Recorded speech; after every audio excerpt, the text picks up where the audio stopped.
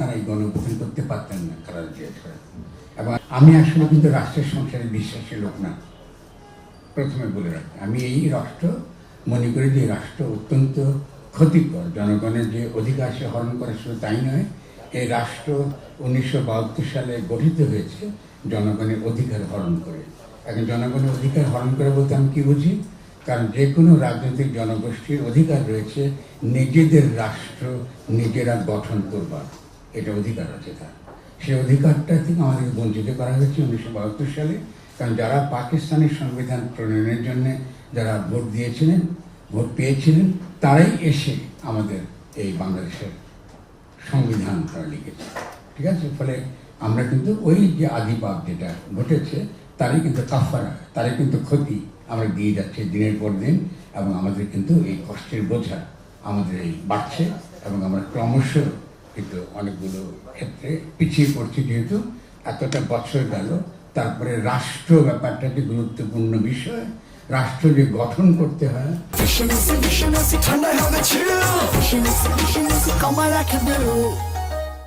এবং রাজনৈতিক জনগোষ্ঠীকে যে তারা যেভাবে রাষ্ট্রটা চায় তেমনি করে রাষ্ট্রটা গঠন করা তাদের জন্য, এটা আন্তর্জাতিকভাবে বলি কিংবা যে কোনো রাজনৈতিক দর্শন দিক থেকে বলি, এই গঠন করা তাদের অধিকার, এটা আমরা ক্রমাগত অস্বীকার করে যাচ্ছি।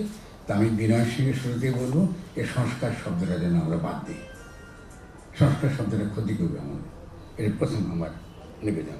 দ্বিতীয় যে জিনিসটা হচ্ছে যে রিপন ভাই খুব সুন্দর একটা বক্তব্য তুলে ধরেছেন, একটা ছোট্ট সমাধানে করেছেন। আমি খুব খুশি, আমি এটা নিয়ে আরও আলোচনা করতে চাই। এবং আমার বিএনপিতে আমার জানেন যে আমি বিএনপির আমার নিজের যে অবস্থান, আমি সকল দলের সঙ্গে আমার এক ধরনের ভালোবাসার সম্পর্ক যেমন আছে, তেমনি একের সঙ্গে পার্থক্য রয়েছে। ভালোবাসার সম্পর্কটা কেন জরুরি? কারণ এটা আমাদের দেশ।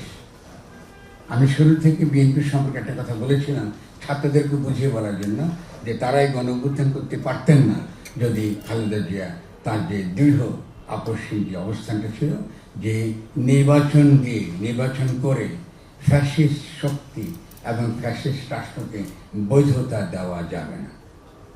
ফলে আপনারা এই গণঅভ্যুত্থান করতে পারতেন না খালেদা জিয়া ছাড়া।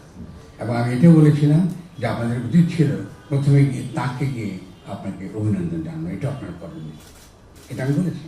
আপনার বলতে ভুলে গেছেন কিনা, তারপরে বিএনপিকে সমালোচনা করার অসুবিধা নেই। কিন্তু আপনার যার যেটা ঐতিহাসিকভাবে যা প্রাপ্য, এটা আপনাকে দিতে হবে।